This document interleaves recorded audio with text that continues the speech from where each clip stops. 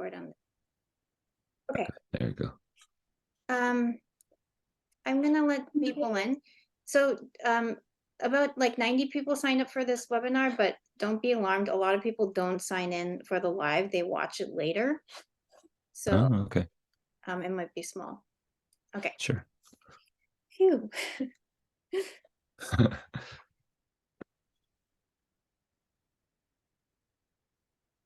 Does my audio sound okay? Yes, it does. Okay, good.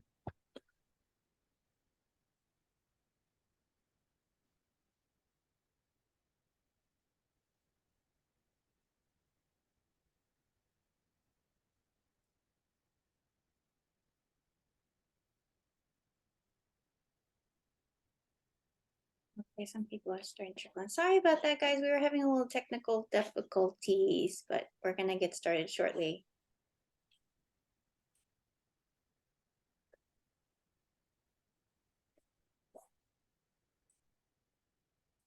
Okay, so I'm just gonna start with the little intro for our series. This is the sixth speaker in the series of appreciation versus appropriation.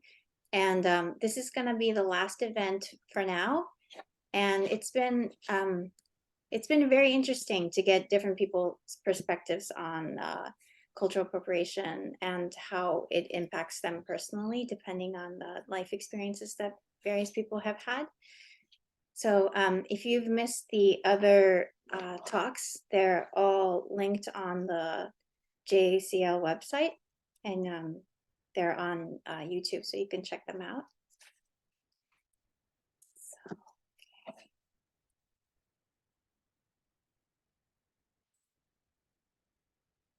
okay, we'll just get started slowly. So this series was created by me and Vinny Taguchi of Twin Cities JACL, and it was created with the help of Kuniko Creates, who did all the great graphics, and it was funded by Karen and Les Suzukamo Fund. So we are very appreciative for the funding. And today we are talking to Ray Masaki, and sorry about this.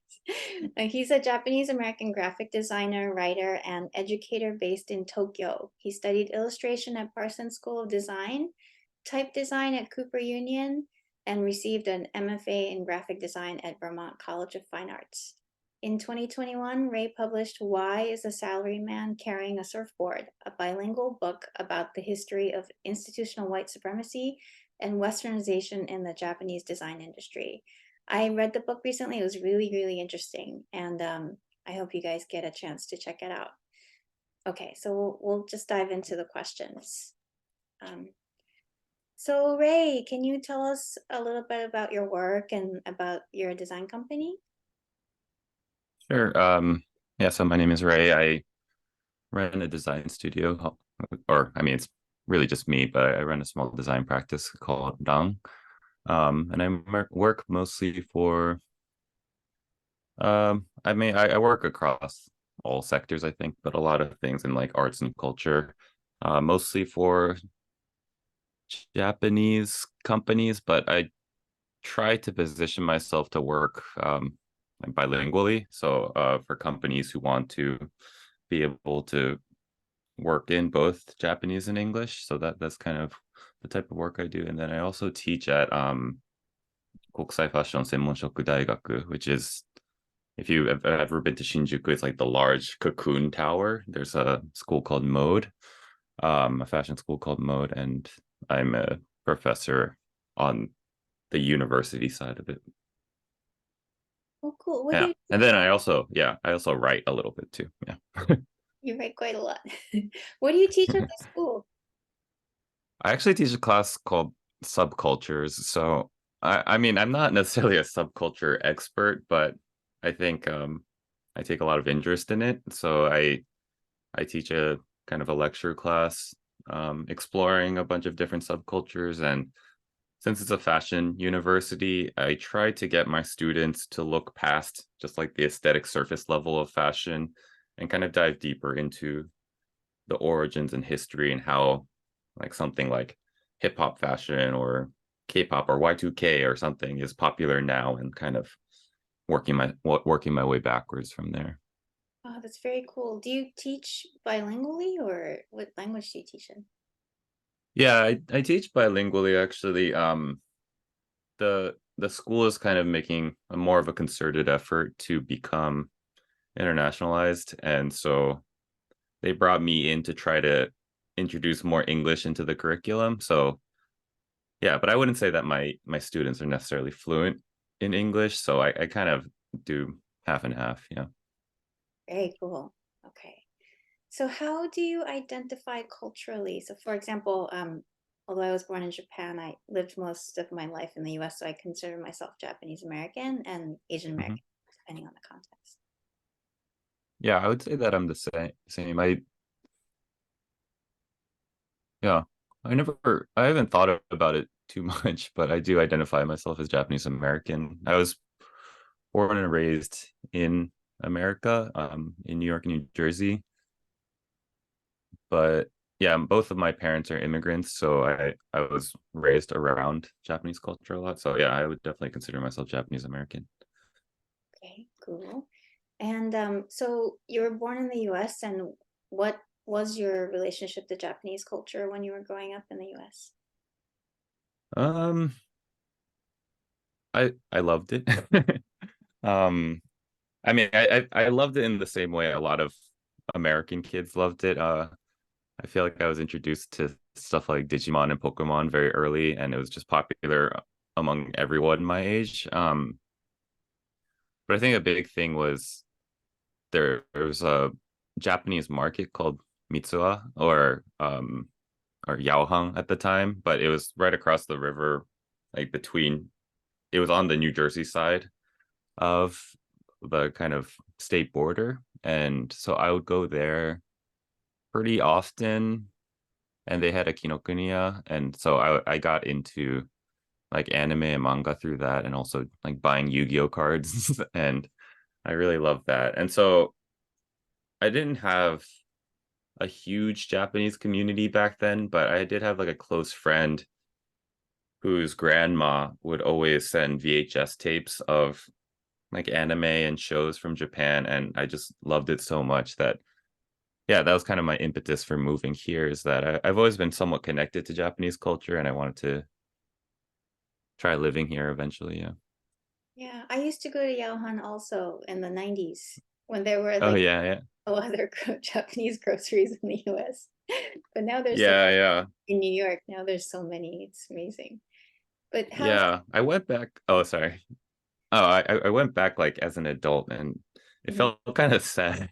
Like I thought it was so magical as a kid. And I don't know if it was my like in hindsight kind of lens on it, or if it actually did degrade in quality, but it's not like what I remembered it as.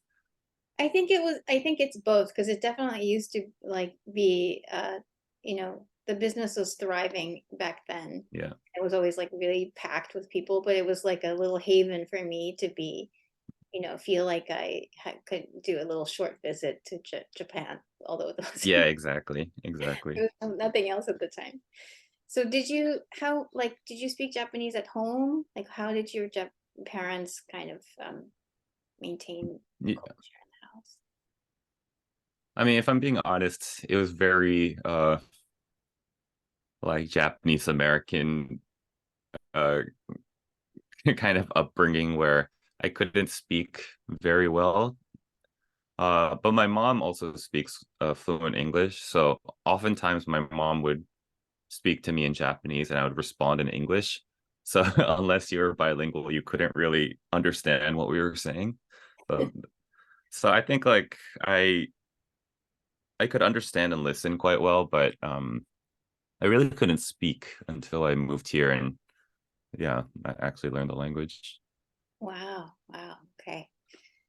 So, when and why did you decide to move to Japan? I moved to Japan in 2017. So yeah, maybe just over 6 years ago. And um, yeah, I think kind of as I expressed earlier, I was always really interested in Japanese culture, and I was very hardcore like otaku when I was a kid, and I would watch a lot of anime and manga. And I had this kind of sense that I was losing a lot of my cultural identity as I was getting older, and especially in New York, I didn't have many people to speak Japanese with, so I could tell that every time I went back to visit my mom and my stepdad, my Japanese was like becoming nothing, almost to the point where I couldn't like say basic phrases. So I felt it pretty important for me to live in Japan to kind of immerse myself to try to like reclaim or regain some of the cultural identity that I felt that I was losing. But initially, I wasn't planning to stay here long term. I think I wanted to stay here for like 2 or 3 years just to like, I don't know, feel more connected and then eventually move back. But then, yeah, I mean, a lot of stuff happened. COVID happened. I met my wife. And now I'm kind of on the other side, really enjoying and feeling connected to Japanese culture in a way that I wasn't when I first moved here. So now I'm kind of here indefinitely, I think. Okay. So did you, when you came back to Japan, did you go to school to like relearn Japanese, or how did you? I actually didn't. I learned Japanese, what I would say is the hard way. I almost immediately after moving here, one of my favorite graphic designers was hiring. And initially I knew that I wasn't at a level to be working professionally, but it's a very small studios, and I knew that she doesn't hire very often, so I kind of took a chance on it.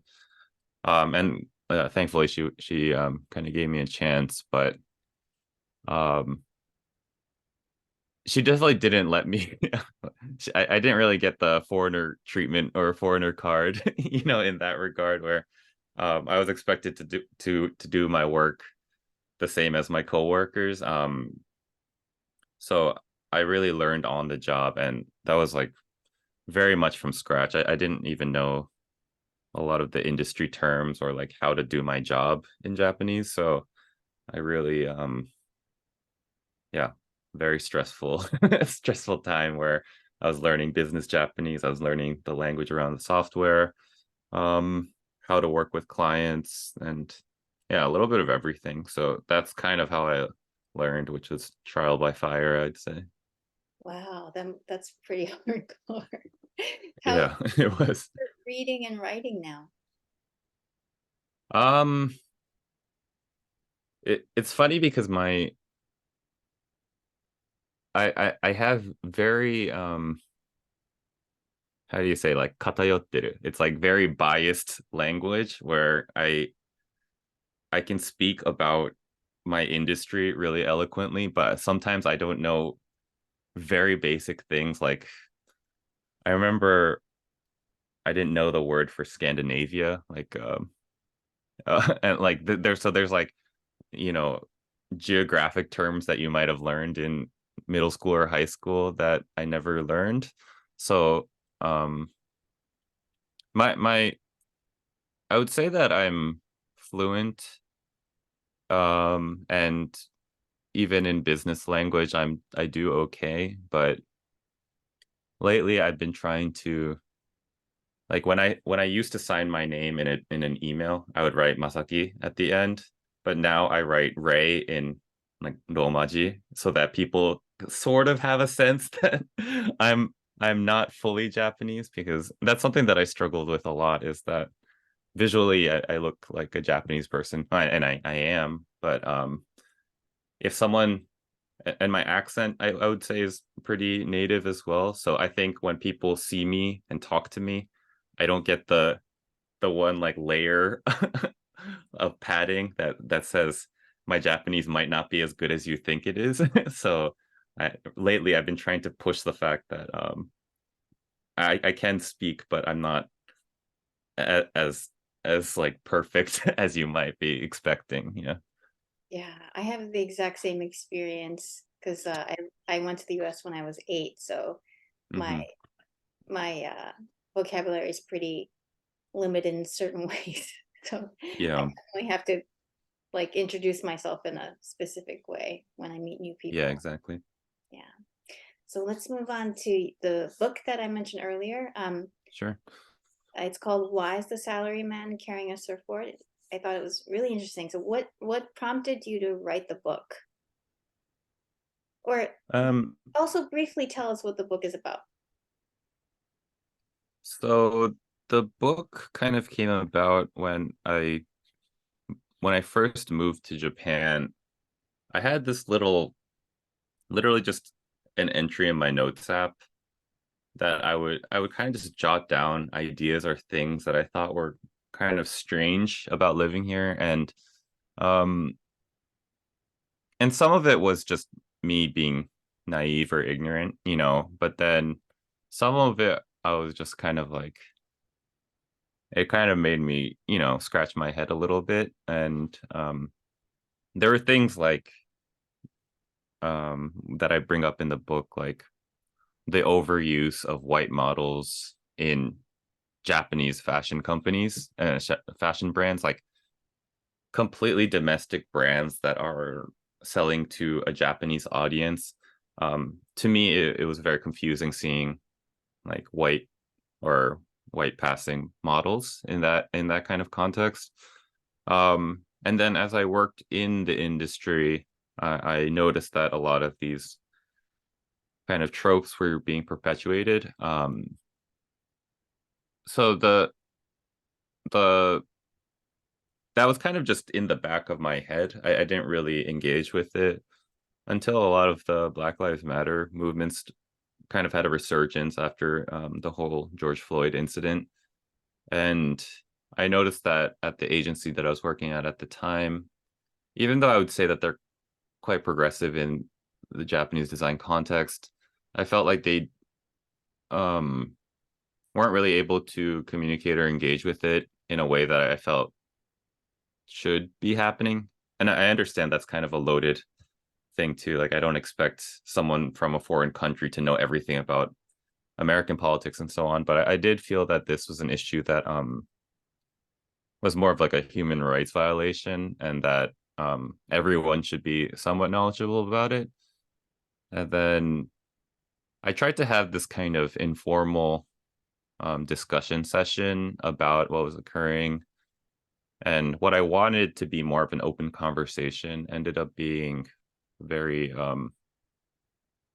me talking to them, which is what I was trying to avoid. And I felt really uncomfortable by that situation because I don't know everything. I'm definitely not an expert in that regard. And so after I had that um experience, I felt pretty uncomfortable about it. And then I thought that I could write like an essay or like a short form piece that was kind of talking about the issues in a way that maybe could be more relevant or relatable to my colleagues.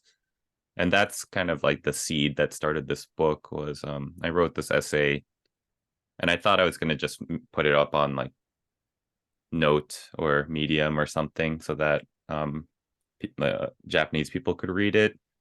But then as I worked on it, it kind of grew and grew. And then I also shared it with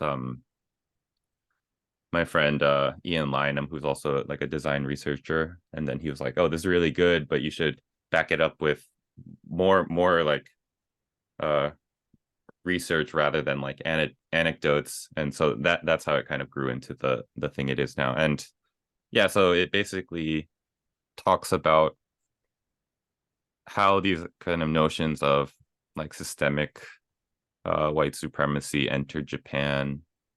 And it's not necessarily um, supposed to be the answers to why that is, but more like how these things could have happened, and um, how it's not really anyone's fault. I would say it's more just how history happened, and how we might be reacting because of that. So it's kind of this this like funnel, and I feel pretty fortunate because of my background of being Japanese American and also working in Japanese environment, but also having experience in America. I felt that I was pretty uniquely positioned to talk on both sides, and it doesn't feel overly critical of um, Western or American culture. And I tried to make it not overly critical of Japanese culture as well. Yeah.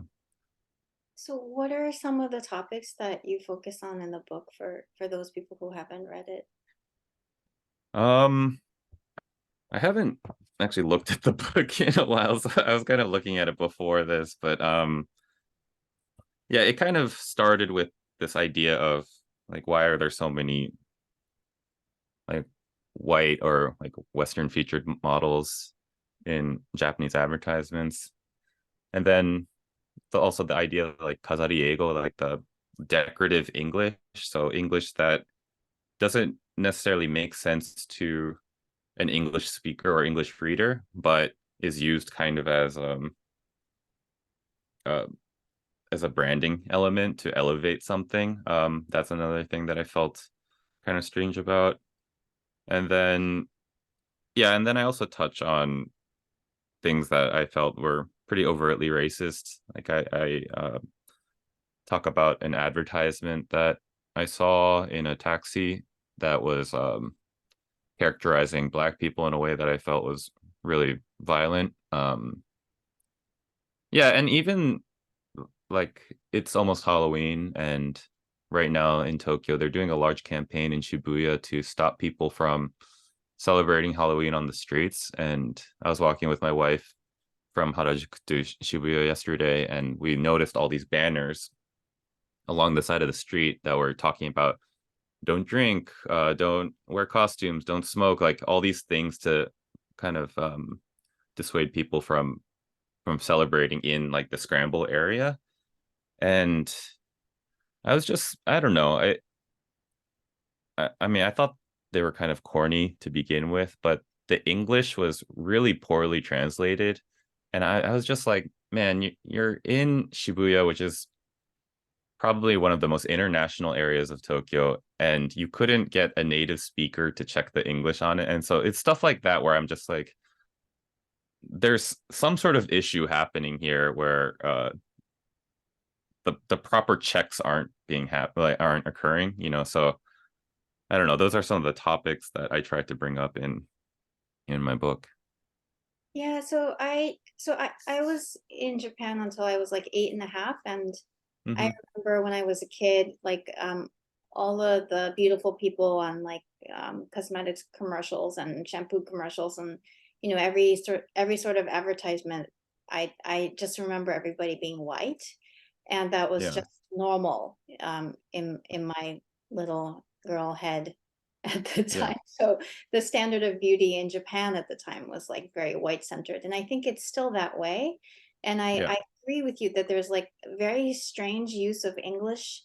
And you mentioned that it's decorative and that it elevates. But can you sort of explain to people who haven't lived in Japan, like why um, white people and English is like so heavily used in advertisements, and why that there's a perception of it elevating the product? Yeah. So yeah, and that's kind of a part of my research. And again, I don't want to state it as fact. I think it's more my like educated guess, I would say. But I think a lot of it happened around like the Meiji Restoration, like at the turn of the century, where uh, Japan was taking in a lot more Western influence after basically being an isolated country for I think hundreds of years, right? And so um, they basically got intimidated by these battleships that were coming in, and realized that they need to act in more of like a Western way to basically compete on this like global level. And I think that's when a lot of things that were seen as traditionally Japanese, a lot of those um kind of don't know if I should say values, but that that kind of like tradition was being changed.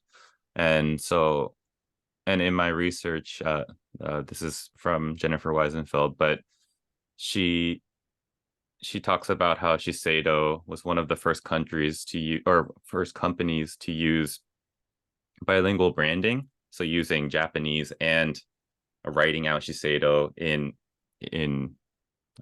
like the Latin alphabet, and then use that as a way to appear more luxurious or exotic. And then I think that was kind of the birth of, and they were also in Ginza and using that as a way to sell it at a more expensive price. And then um, a lot of their advertisements were centered around like Western luxury and like Western beauty. So like their illustrations were of like slender, white looking women, and they were able to sell their product at like 10 times the price of a Japanese domestic product, even though it was Japanese. So I think that was kind of the seed that that was even more like the progression was even more amplified after the war, you know, where Japan lost, and then there was the US occupation, and a lot of it felt like um basically we need to be more American to be powerful. And I think a lot of it did come down to that, where um, Japan really changed its strategy, and a lot of it has to do with adjacency with the Western world to basically build up their economy. And so I think there's still a very weird complex about that in Japan, where um, yeah, things like beauty standards, things that drive the economy are driven by these kind of yeah, like American or Western based um like standards. So yeah, I think even now when I speak to Japanese people, it's like, you know, you talk about how small someone's face is, or um like hairstyles you might call, if you want like Western style perm or something like that. It there a lot of the language is kind of centered around wanting to look or be more American or white. Yeah. Yeah. So you often use the word, the term global white supremacy, and Hmm. you do say in the book, and I think one of your articles that I've read on a different platform, that Hmm. Japan is complicit in global white supremacy. And Yeah. you just addressed how, like, some of the reasons how that came to be, but do you think that in Japan, like, people are aware of this term, this like global concept of global white supremacy? No, no, definitely not. And I think that's why it's so pervasive, is that yeah, as I was kind of saying, like since it's a funnel of history as opposed to something that happened suddenly, I think it's just kind of seeped into like a foundational level, right? And so I think a lot of people just like things and accept things without really questioning why that is. And obviously I don't want to generalize for everyone. There are people who are definitely considering those things, but you know, like I teach at a fashion school and I have young students, and they're into things, and a lot of it is, you know, what they see on TikTok or Instagram or whatever it is, and they want to emulate it, but they're not really thinking of how those things come to them, why they like it, why they find it beautiful or sexy or whatever it is. Um, and then they just immediately accept it, you know. So I think there's this aspect of, since it's so normalized, it's hard to even question it or be cognizant of the questions. Yeah. Right, right. So if people, like, if people grew up in Japan and they have been inundated with this kind of imagery and ways of thinking, it's not even something to question at this point, right? Because there's nothing else. Yeah. Yeah. And I do want to say that I don't, that's not necessarily something that I'm critical of, because you can't really help it either, you know, because and it's hard to get that perspective. And I mean, part of it is, I think, like a government issue. There's a very small foreign population here, but I do think that the ways in which someone kind of learns like that kind of like iwakan, like weirdness Mhm. is sometimes you have to leave and come back, and not everyone has the means to do that. And and frankly, like the like language is a huge factor. A lot of Japanese people are intimidated about leaving the country because they can't speak English or whatever language they need to. So there are, other factors for why someone might not be able to recognize these things. So yeah, it is a challenging thing. Right. I think it's important to highlight that it's not a criticism of Japanese people because, they were sort of born into a world that shaped their worldview. And it is a very insular country. And although there Yeah, are foreigners, it's not, I don't feel like they have a very large impact. I mean, the foreigner people who are here don't have a really large impact on the culture, yeah. which, you know, has a long history of why it came to be this way. But back to your book where you cover these like really complex topics, you know, and tie in history and like the dynamics between Japan and America post-war. Like it's also so the book is really so interesting because it's written in Japanese and then right next to it, sorry, it's written in English and right next to it there's a Japanese translation. So Hmm.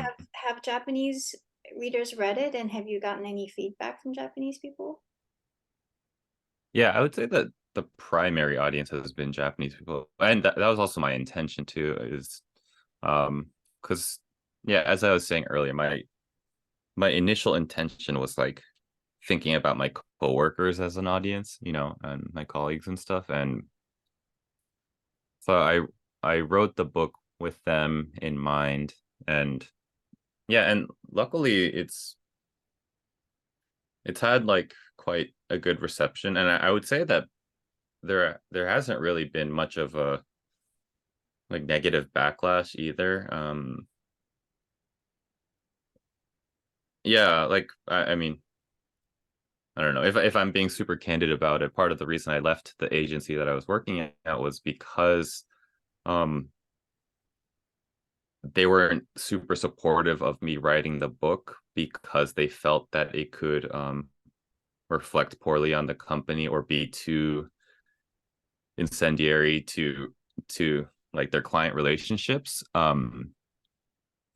which is quite disappointing for me, and also part of a larger issue that we can maybe talk about. But yeah, generally the reception has been really good. And I mentioned in the book as well, but I never wanted the book to be this kind of like like solution or like answer sheet, and it's more about raising these topics for discussion. And through that, I was able to get in touch with a lot of booksellers around Tokyo, and we held events where we would have these like kind of discussion sessions.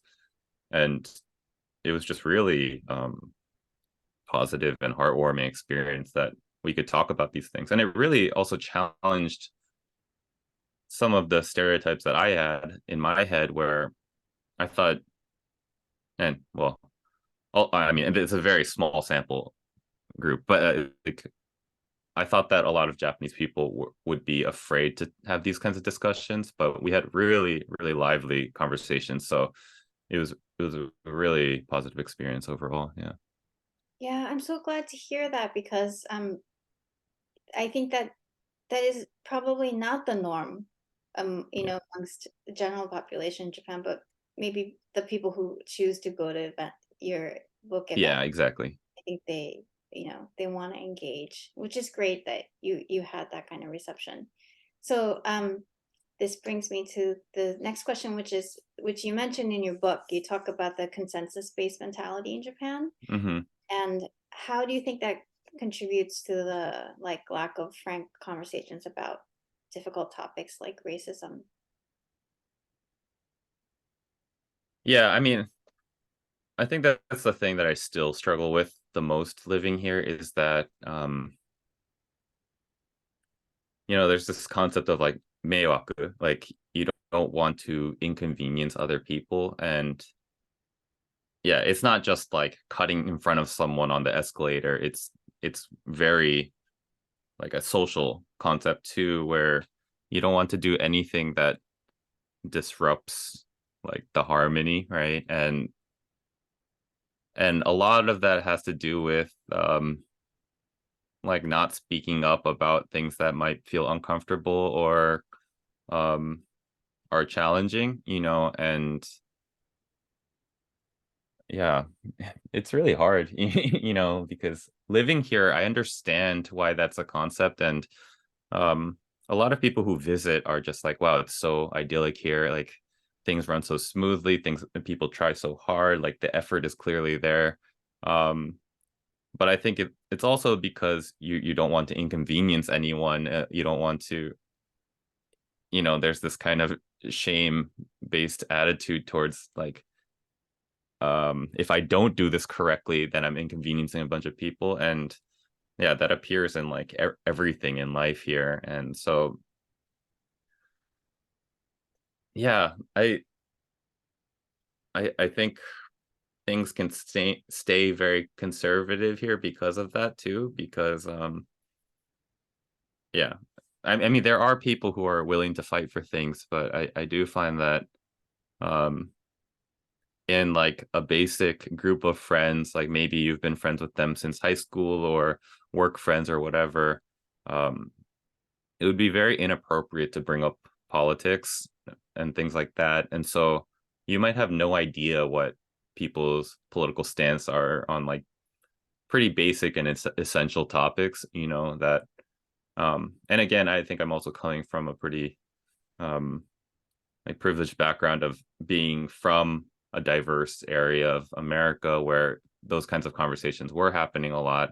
And I know not everyone has that, but um, for as international as a place like Shibuya or Tokyo is, I do think like those conversations could be happening more openly. Yeah. Yeah. I definitely agree with you, and especially your point about how like when people come here, they're really shocked at how peaceful it is. It's peaceful because people don't have confrontations, and the Exactly. Yeah. cost of that is like, you know, um, I I came to learn the hard way that you can't talk about politics and like racism and very topics that are really important to me personally, because I spent most of my life in New York. And I Yeah. thought that it was okay for me to talk about these things because I also moved to Japan in 2017. So like, Trump, Okay. and then like Black All Lives right. Matter was like happening. And some people did ask me about it, but if I went too deep, it's like people got really like, oh my God, like I want to stop this conversation. Yeah. you know Exactly. because they don't like the whole point of how peaceful people how peacefully people coexist in Japan is just like you tread very lightly. And Yeah. we don't have these like open discussions and arguments, and stay friends afterwards in Japan. Yeah. Yeah, it is. Even just like a basic example um is like I was quite shocked during COVID that um you couldn't openly discuss vaccination. Mm, That was like gojinjo. It's like personal information. And I totally understand and respect that like people may not be vaccinating for prior existing health conditions and stuff like that, but um I do think those kinds of conversations are really healthy, because a lot of it was a lot of anti-vax conversations were stemming from pretty like from like misinformation, and so I, I don't know. And like thankfully it didn't get too bad in Tokyo, but it was also just like these kinds of conversations can like accelerate things too in a very practical way. So I was kind of surprised by things like that where and I don't think Japanese people would be super confrontational, angry about discourse anyway. So I don't know. There are things like that where I'm just I think it kind of holds back certain progress sometimes. Yeah, I definitely agree with you. Um, so let's see. I want to talk about how, in addition to like being complicit in global white supremacy, how Japanese culture and maybe the design industry engages in cultural appropriation. So you mentioned that, like, with your students, they might see a trend on TikTok and the without questioning. I mean, a lot of young people in the world will do this too, but like, there's like Right. a lot of, in terms of fashion, there's like a lot of cultural appropriation that is pretty famous in Japan. But can you Yeah. talk about how, like, how like what are some forms of cultural appropriation that you see within, like, maybe the fashion and design industry? Um, hmm.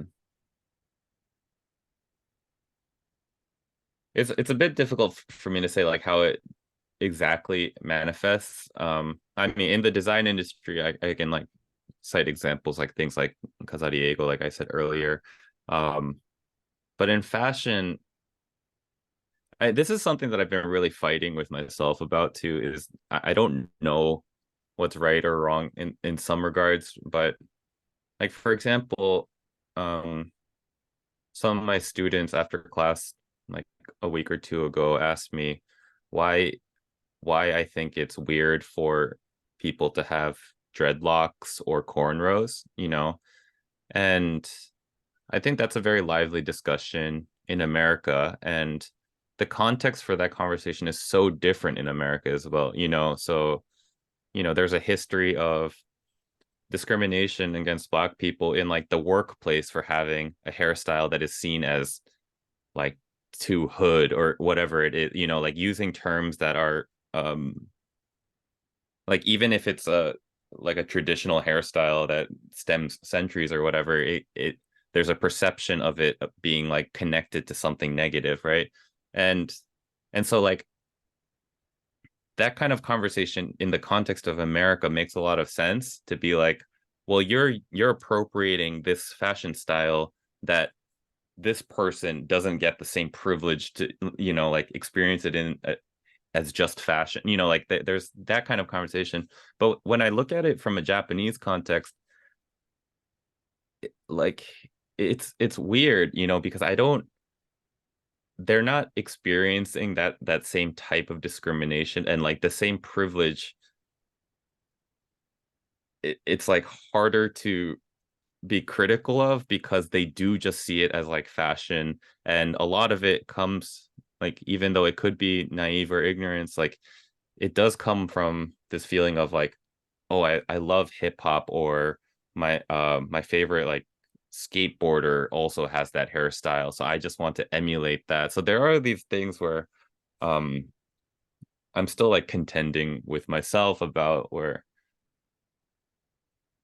like, yes, it's appropriation, but the context is very important for the appropriating, like what's that kid, is it Ayumu, the snowboarder? I forget what his name was, but like there was a snowboarder who won gold medal, I think, and he had dreadlocks. And I think like on a global stage it looks strange, and I think there needs to be a conversation about that. But then I'm also just, yeah, sorry, I'm not being very articulate about it, but it's just like I'm like thinking a lot about how cultural context is important for um like discussing appropriation, because I think from an American standpoint, it's so easy to just be like, hey, that's like messed up, yeah, and there's a lot of things like that here where, especially in fashion, where if you just walk around Harajuku, there's people who are doing like Rasta style, or you know, rockabilly or whatever it is, and it's this like weird appreciation and fascination, but it also is like fetishizing and exoticizing a thing that they haven't lived, or yeah. So I don't know if that answers the question, but that's something that I've been thinking a lot about, is just um doing something in Japan for Japanese audience, even if it is appropriation, it is stemming from a different, or it's not stemming from a different thing, but it's a different uh, expression of it. I don't know. Does that make sense? I don't know. It does. I mean, it's so complicated, I think, Yeah, in addition to like young people, or not even just young people being like really into Rasta fashion, there's also yeah, like Chicano fashion. yeah, totally. There's, and maybe like more than 10 years ago, there was like this time when girls were getting really tan to look like they were Yeah, black, and like yeah, getting the ganguro their and stuff. Yeah, permed into afros. And within the context of Japan, like where people haven't faced racism, and it's not, they're not being confronted with like the racist history all the time.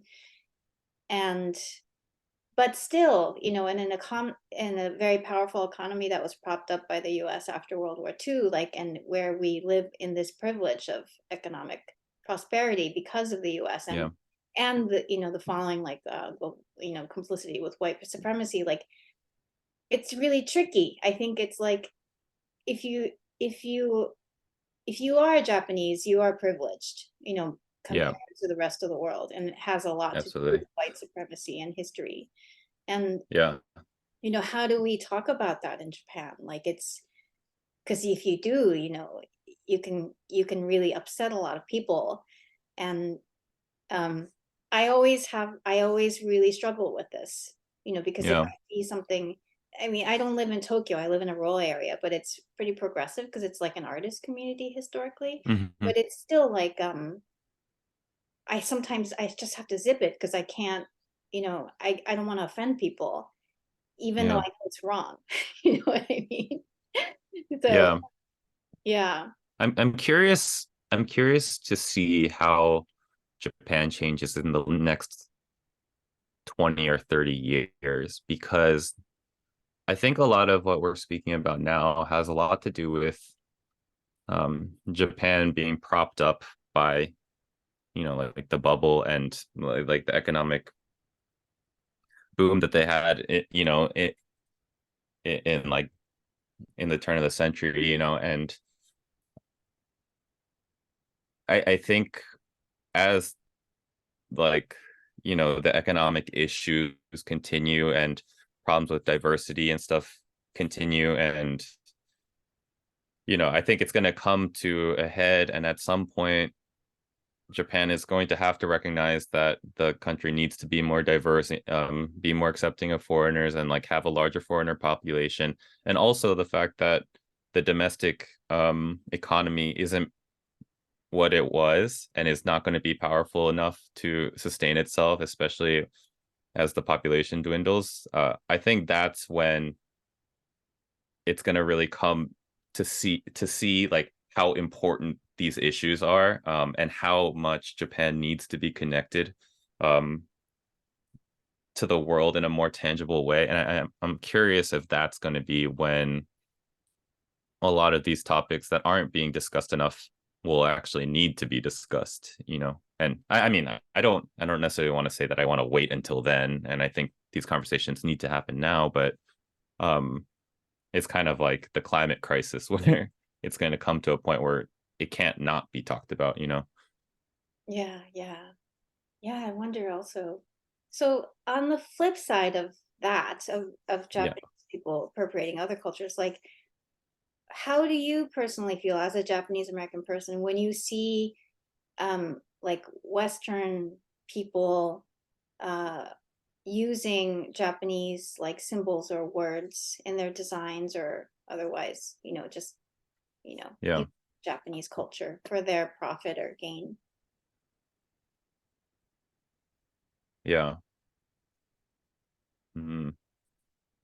I don't know. I used to have such a black and white stance on everything.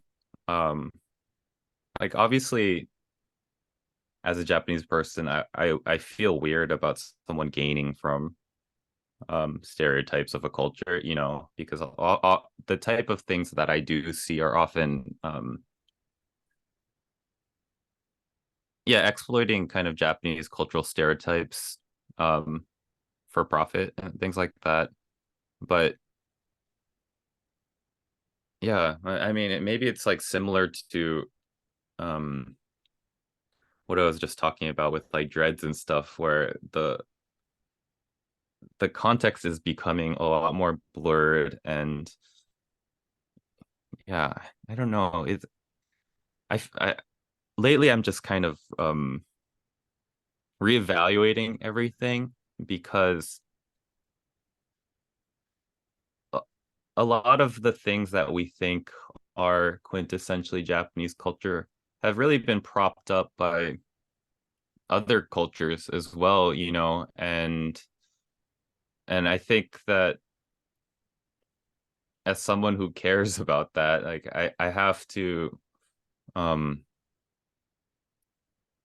I don't know, pay more respect. Sorry, I haven't really articulated this before, but it's just like I just think about how Japan was not a great country, right? It has this imperialist history that basically stopped a lot of other cultures from developing and to gain the the favoritism that Japanese culture actually has now. You know what I mean? And so the way that Japan has accrued soft power is basically from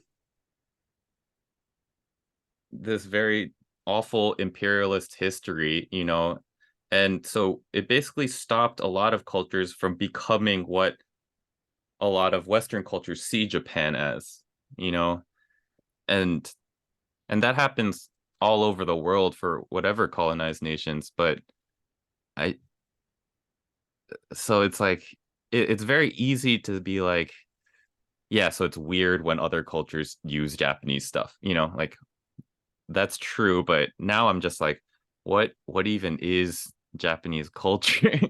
you know because there is a lot, and of course there are things that maybe are uniquely Japanese, but it's harder for me to be um like there are examples, and I don't think it's in the book, but I wrote about it in another essay about a company based in New York that is profiting off of like um exoticism around matcha. And and I looked into it, and one of the founders is like, I saw him in a Halloween costume wearing like a geisha outfit, and I'm just like, okay, this guy probably sucks.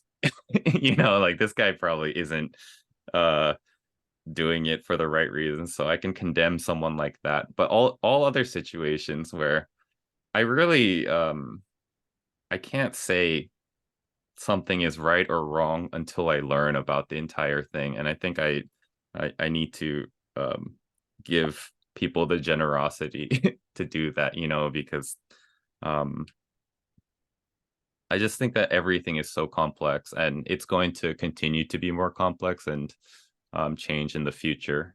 Um so yeah, I it's not really an answer, but that's something that I want to, yeah, consider. Yeah, Yeah, sorry, should we move on to the Q&A? yeah, When is this till? Do we have half just an hour or 5 minutes? a few minutes. Oh shoot, sorry. You don't have to end exactly at 10, but Okay. close to. Do you want to answer any of the questions that we got? If you do, just tell me one, Well, two, or three, and I'll read them.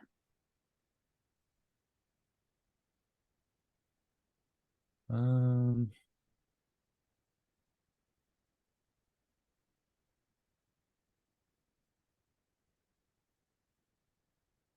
uh I'm not sure.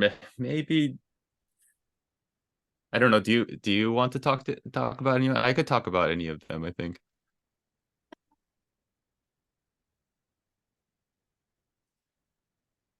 I mean, it's up to you because I think we've touched on Yeah, probably. I think we've touched on. Yeah. Yeah, So if it's okay, like we always like to ask all the speakers like what is the way forward, and I know I sent you a different kind of question, but we already addressed this. So I just want to ask a more generalized question, like in yeah, terms of cultural appropriation, it upsets people. It's really complicated.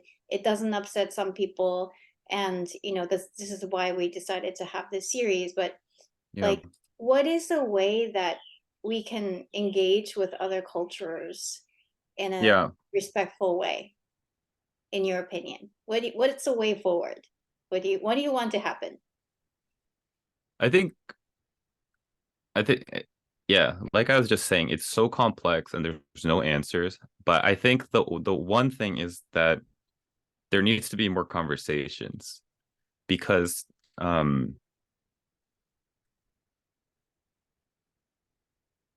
yeah, like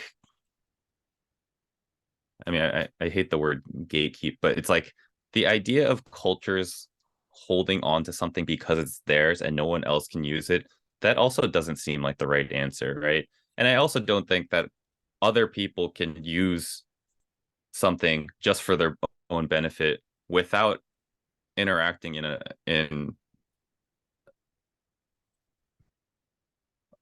like a engaged manner. And so I think moving forward, like I there needs to be more collaboration in general where conversations are and discussions are actually happening. And from the Japanese side, yeah, I don't know. It's hard because there are like global and language barriers and stuff like that. But yeah, um I, I think we just can't automatically react with anger or disappointment or being mad or like I think that's a position of 10 years ago.